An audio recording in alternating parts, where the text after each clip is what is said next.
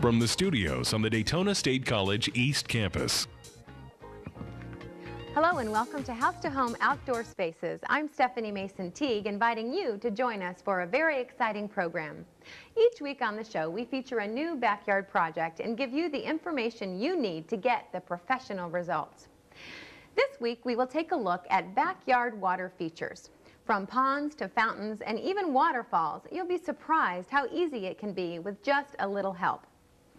One of my favorite things about hosting a do-it-yourself show is all the great local professionals that I get to meet.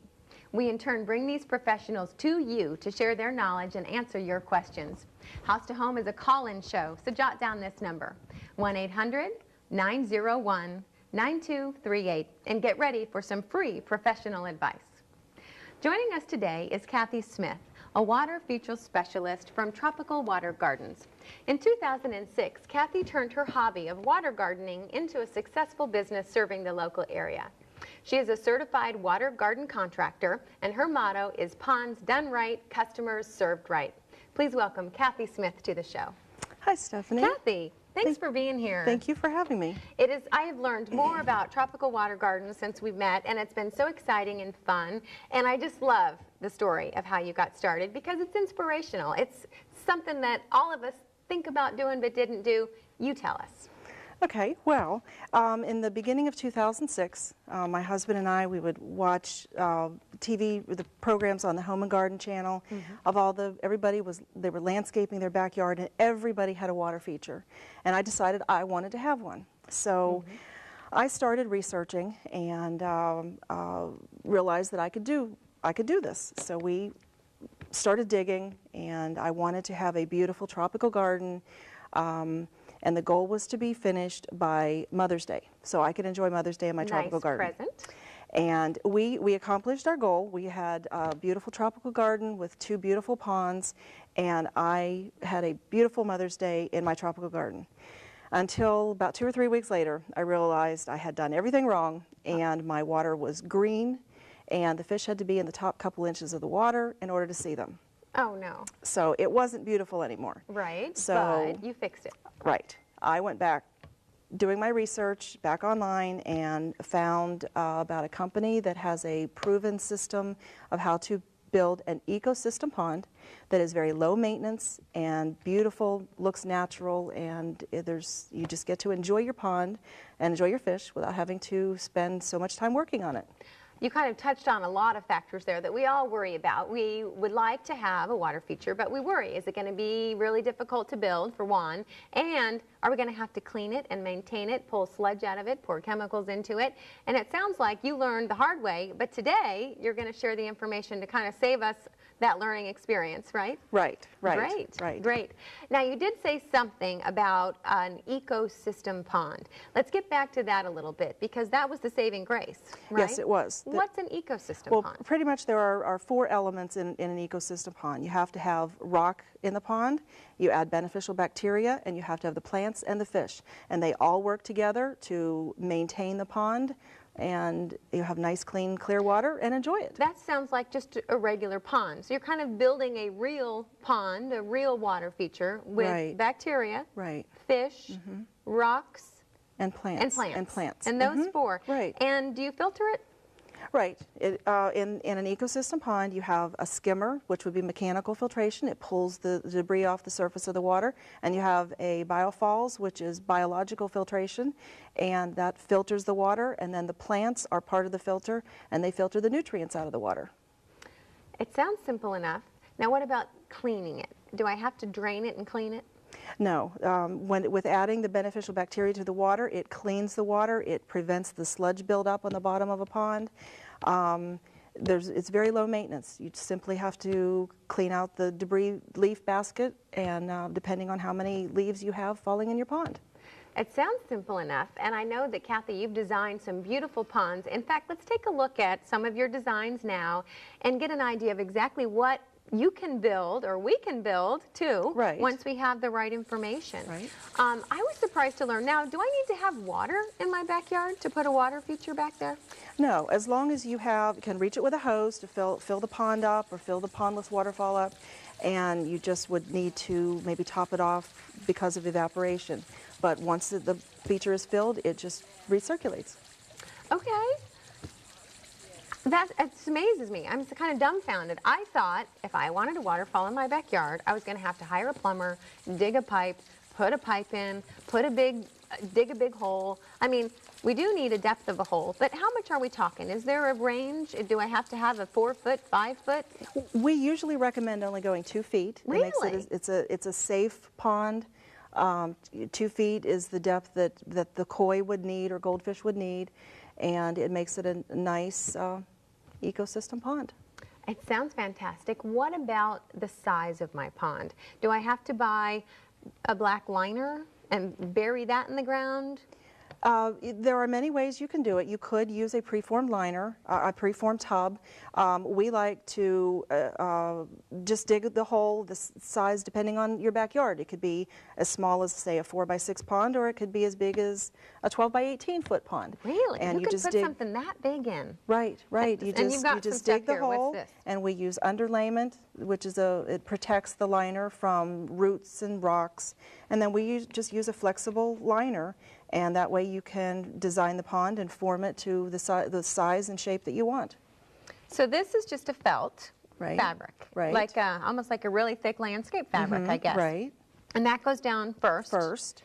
And then this is almost like an inner tube. Right. Is that what it's like a rubbery? Right. It's a 45 millimeter thick rubber liner that's fish safe. Okay. And that goes in so that you can form it the way that you want it. And then we completely cover the liner with the rocks and the gravel to make the ecosystem. So I can make any shape pond I want? Yes, any shape and size. So it's not so limiting as those preformed shapes that are never the right shape that you want. Right. And well, it sounds exciting. Now you said then you hold all this down with the rocks. Right. We put that down in there, and then we place the rocks to completely cover the liner. And then the rocks become part of the ecosystem, and the beneficial bacteria attaches to the surface of the rocks. And this is all stuff that I can buy at a big box store? Sure. Or online? Or online. Okay. Right. So it's not hard to find materials and not a lot of expense-wise? Using the rubber liner is probably going to be a little more expensive than going with the container, but this rubber liner is guaranteed to last for 20 years. Okay. And you can do more things with it this way. Great. Now you brought some other fun things with you. I want to take a look at these because these are so cute. Now right off the bat, they're so light. Right. I thought this was going to be a bronze turtle, and it could be, but for a water feature, what are these made out of? They're just resin spitters, and they would attach with a 1/2-inch hose, and then attach to the pump, and then. And then if you had a bigger, like this one here, would use a bigger pump. This is my water feature control system. Right. And you would just need to dig your hole, and just enough to be able to hold the water. Line it with your underlayment and liner. Put your pump down in there. Put the rocks and gravel in there. Your pump going into your spitter. Fill the hole with the rocks and gravel, and the water is under the surface of the gravel. Okay, the water, so I put the liner in, put the pumps in, and cover all that up with gravel, and then put the water on top of the gravel. Put the water in, and the water level would be just below the gravel, and then would just recirculate, and there we you'd have the sound of water. A spitting fish, or a spitting turtle, or a frog. In a small area. In a small area. Well, you know what? Rather than just talk about it, let's take a look. I know you brought an example of how we can build our own container water garden, complete right over here. Let's take a look over here and see what we've got. Okay. Now, this is a giant, just a giant bowl, right? Right, just a self-contained pottery. And then I used a piece of the underlayment to put in here to just protect so it didn't crack the and that's just bowl. That fabric that we talked about earlier. Right. Okay. And then I like to, in order to protect the pump, I like to use, this is just a piece of drain pipe, 6-inch drain pipe. And I like to take just a little piece and put that in there. I put the pump down inside of it. Now this is the same kind of pump we looked at earlier, just a little bit bigger, a little larger, so I can move more water, I assume. Right. Now in your large ponds, is it the same technology? Basically the same, just again a larger pump. This pump is 350 gallons per hour, and we usually use, say, 2,000 gallon per hour in a small pond. Okay. Okay, so that's just gonna, it's the same technology, just in a bigger, let me angle this a little bit so you can see it. There we go. The same type of pump, so it's just a submerged water pump. Right. And then it's down in there, and then we need to have a piece of tubing. And in this case, I wanted to have 2 fountains of water coming up. So I have the connector here and just used a T and an elbow so that I could put the tubing on there. And then these are all ready designed things. I can just decide how many spigots I want and screw it on. Right, so and the more fountains that you would want to have coming up, you would have to have a bigger pump. So this one, like I said, is 350 gallon per hour because I have the 2. That seems like so much water. 350 gallons an hour. It just seems like a lot, but it's just all recirculating. Recirculating. Okay. Recirculating. Just this holds probably about a gallon and a half of water, and it's just going to recirculate it. So we want to put that in there, and then we want to protect the pump from the rocks and the gravel. So again, I just take another piece of underlayment. Okay, I'll help you here. And I'm just covering it up, right? There's no magic. Right. We're just covering it up just to keep the rocks away from that the pump. Okay, once we have that in there, then we want to add some rock. Now, as we continue going through building our container garden here, I want to remind you that Kathy is here to answer your questions also. So give us a call at 1-800-901-9238 if you've been thinking about building a pond, or if you have a question about a water feature or pond that you already have, give us a call now. So you just dump the rocks in. Now, does it matter what kind of rock I use? Do some rocks disintegrate or anything?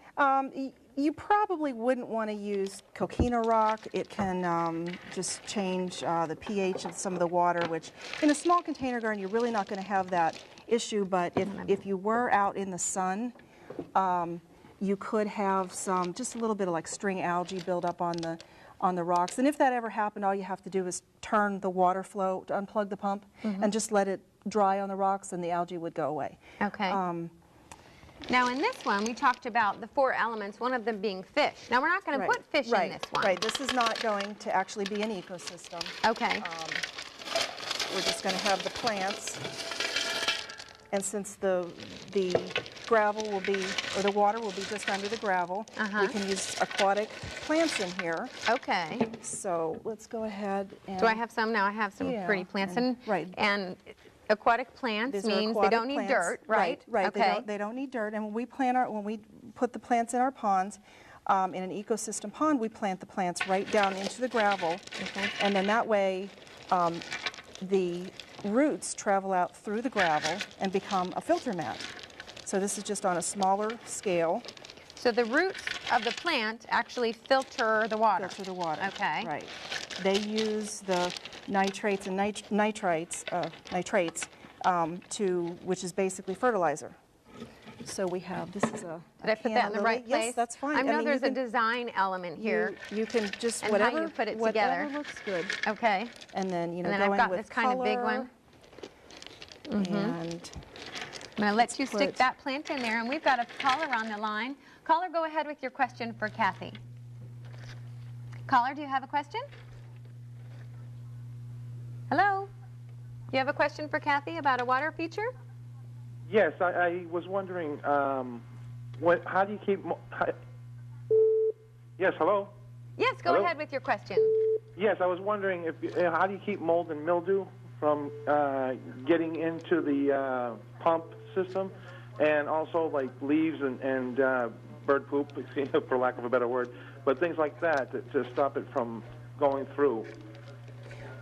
Well, your pump needs to be protected. We usually place the pump in a skimmer so that it is underneath a filter mat, and the debris net would collect all of the leaves or anything that fell into the pond. So he needs kind of 2 things. If he's got buildup on his actual pump, then he needs to protect the pump. He needs to protect the pump from the whatever is getting to the pump. And then you said a debris net? What's that? Very similar to like a pool skimmer. A skimmer on the pond would collect the net, or the basket inside the skimmer would collect the leaves and the debris. Okay, I'm turning that a little bit so we can actually see you. I know the Yeah. front of our Right. our fountain is right here, but now we're going to just cover me up with grass instead of you, and that's good. We have another caller on the line. Caller, go ahead with your question for Kathy. Do you have a question? Yes. How can we help you? Go ahead. We can answer your question for you. Okay, I'm Josh calling from St. Cloud. If I have aquatic life in my water feature, Uh-huh. and how do I keep the water heated? The water heated for, now do you have to heat, like, I'm Well- guessing he means if he has fish. Do we have to heat the water for the fish? Well, it would depend on what kind of fish you have. I'm familiar with koi and goldfish, and they actually, when the water temperature gets below 50 degrees, they will actually hibernate in the bottom of the pond. So it's not necessary to heat the water. You just don't want to feed the fish when the water temperature gets too cold. Okay. So it's not like our goldfish or our tropical fish in the house where you have to have a special light and a special heater or Right. anything. Usually in a Okay. pond you're gonna have koi or goldfish is the usual, and the water does not have to be heated. But the secret is you said don't feed them then. Right. Don't feed them once the water temperature gets below 50. Below 50 degrees. Right, So right. do you They recommend can't- everyone have a thermometer on their pond? Yes, I Okay. would, definitely. Whenever it gets to the water temperature, you know it's getting cool. It's a good idea to have a thermometer in there. Oh, this is looking so fun, and this was so easy. And I don't think I messed you up. But you can't really mess it up. I you guess. can't mess it up. Now Just we've have got fun some- with it, and then these are just some decorative ones. Some larger rocks. Some larger rocks. And all of this, you just kind of put it in, and we want to now, get do we want to bury this thing right, completely? right. We want to get the Okay. tubing all covered up. Get that covered up. We do have another telephone call on the line also. Caller, go ahead with your question for Kathy. Do you have a question? Yeah. Hi, Kathy. This is Bruce in Orlando, and I wanted to know if there were any rooting hormones or any nutrients that you would use to get these plants to take off and establish fast. Well, So- the nice thing about aquatic plants is they will grow. They will. Most aquatic plants will cluster, and so if you wanted to plant them in there or to divide them, all you have to do, you don't have to be real careful with them. You just divide them, and you can propagate them that way. So do we have to treat them before we plant them? If I just go to the store and buy an aquatic plant, I can just take it out of the container from the store and stick it right into here, or do I have to do something with it first? to You make can it just grow? stick it right in there. Now, I like to use usually when I'm building a pond, I don't like to fertilize the marginal plants. These would be they're called marginal plants. Okay. I don't like to fertilize them because they have a job in the pond, and that job is to pull the nutrients out of the water so you don't end up with green water. In this case, Okay. we may have to add a little bit of fertilizer just to keep them green and growing and to bloom. And I like to use a time release fertilizer, 6-month time release fertilizer. So normally, or in some instances, you don't want to fertilize, you're saying, because then the plants won't do the job Right, that they're they won't supposed to do. do by keeping the water clean. Exactly. But if your plant starts to look brown, or, I mean, how do Right. I know to add fertilizer well, then? Well, in a case like this, though, we don't have the fish to fertilize it, so we would want to, once the plants maybe started turning brown, or maybe the leaves, as an aquatic plant grows up, it will shoot a new leaf up and another one will die. If it wasn't shooting new foliage up, then it might need a little bit of fertilizer just to give it a boost. All right, so that's a good sign. I do not have a green thumb. And it's sort of a joke that I kind of kill a lot of house plants and then I just put new ones in. I don't want to do that with these plants. And how long, realistically, should this last? Does it get so big that I have to start over again, or do I trim it? How do I maintain it once I think have it going? pretty much what you would have to do is, as it just got too full and it looked out of place, all you'd have to do is just pull a clump out and then let it grow again. You just divide it, but you wouldn't have to start over or tear it apart. Okay, that's good. We have a call on the line for Kathy. Do you have a call? Caller, go ahead with your question. Okay. How can we help you? Hello, go ahead with your, hi. My name is Kathy, and I live in Deltona. And I have a question about my pond has fish in it and some plants, but I don't have any rocks. And I was wondering, how do I keep the green from growing in it? The green on the sides of a pond, if you don't have it covered with rock, is pretty much a natural thing. The algae that would grow on the sides is like a carpet algae, and there really isn't a lot you can do about that. However, if it's green water, then you may need to add more plants, or you have to have some sort of filtration. You might have to, if you don't have a biofalls in a waterfall, you might have to add some sort of a pressure filter, but you have to be able to remove the nutrients from the water.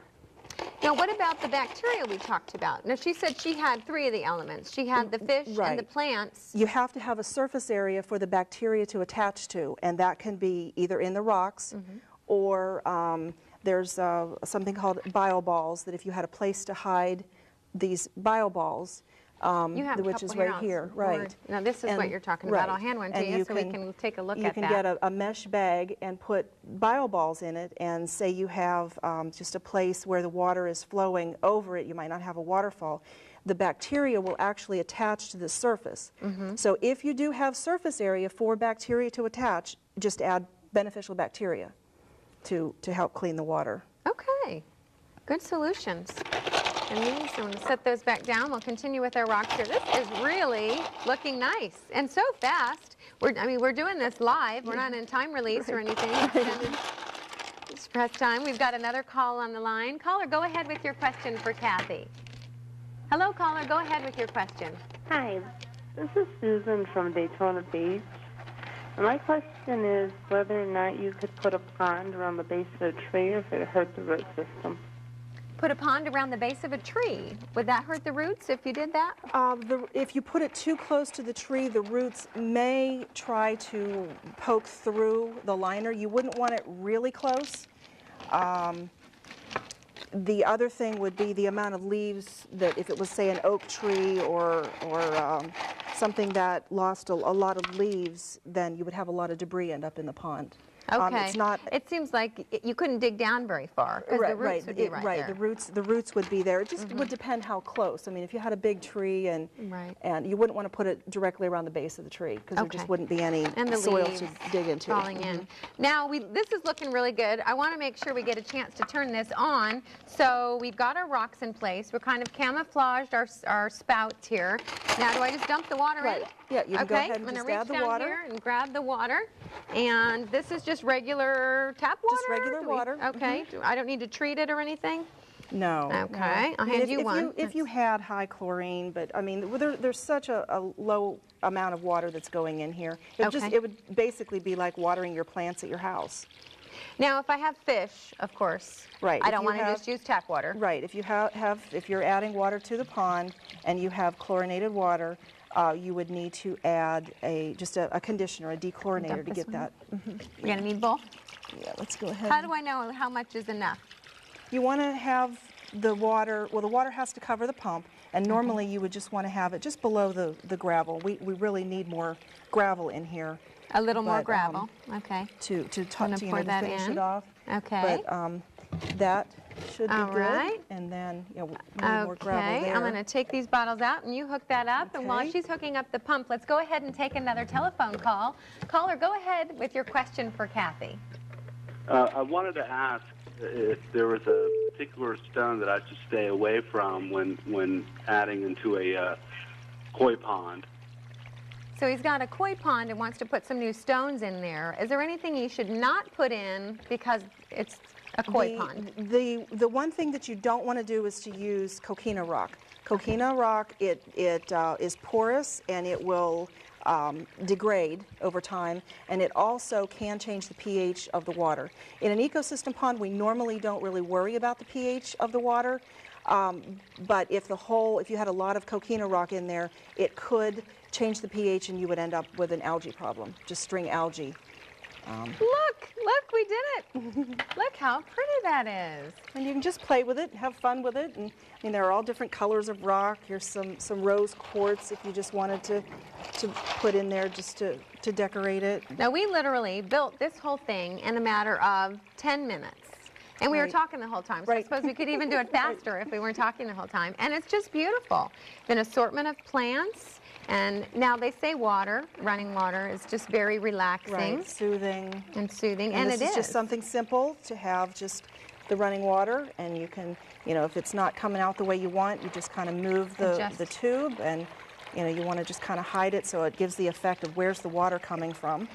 This is so fun and so neat. This would be a plus to any backyard patio or deck, and it's just beautiful. Thank you so much for coming in, and it has happened again. We've run out of time too soon. We want to thank you to tuning in to House to Home Outdoor Spaces and for calling in with your questions.